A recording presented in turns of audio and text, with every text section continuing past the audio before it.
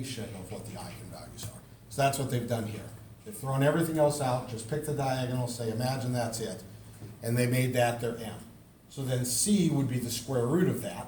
That's easy to do. You just take the square root of all the diagonal elements. Fine? But you want c inverse, which means 1 over the square root of the diagonal elements of A. Does that make sense? So you'll set that up as your C.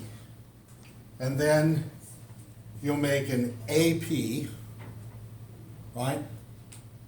Your preconditioned version of A, where you'll take that C inverse, 1 over the square root of the diagonals of A, times that C inverse again.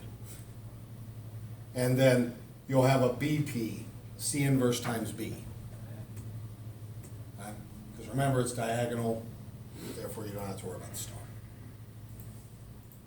And the inverse is really easy to calculate. You never actually use C.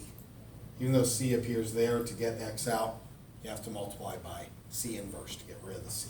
So you'll never use C, you only use C inverse.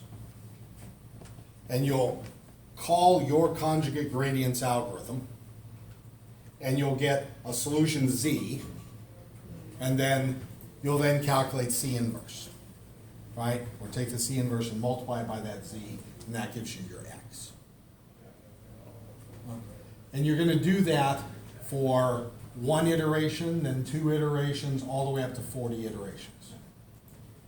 You'll do it for the original problem, no preconditioning, A and B, and you'll do it for the preconditioned problem, where this is AP and that's BP, right? And so you'll get all those different X's.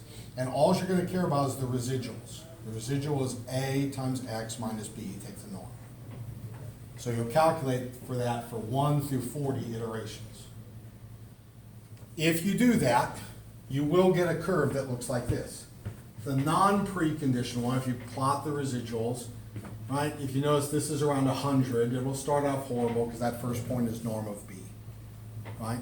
So it'll start off bad and it kind of moves down, and by the time it's done, it's somewhere around this 10 to the minus 3, 10 to the minus 4, or something around there, right? If you plot the preconditioned one, it'll kind of zigzag you a little bit, but by the time you hit a little bit past 30, you're down around 10 to the minus 14, 10 to the minus 15. Right? Now, what's kind of fun about this problem is, if you've got any errors in your conjugate gradients, it'll show up nicely here too. So if you don't get these curves, then let me know, because you've got a problem with your conjugate gradients algorithm. The other thing it does is it helps you to see people describe things just like that pretty commonly. That's fairly standard type of wording, right? Maybe even nice wording. So I've kind of tried to walk you through the idea, but I guarantee by the time you get to programming it, you will have forgotten a lot of the things I said. Right? So, but since you've heard it before, it'll hopefully help you to kind of dig into it and kind of get used to how do you convert from people's wording into your own reading. And you know what you should get. So that's the other area where you might get errors, is if you misread or misunderstand some of their points.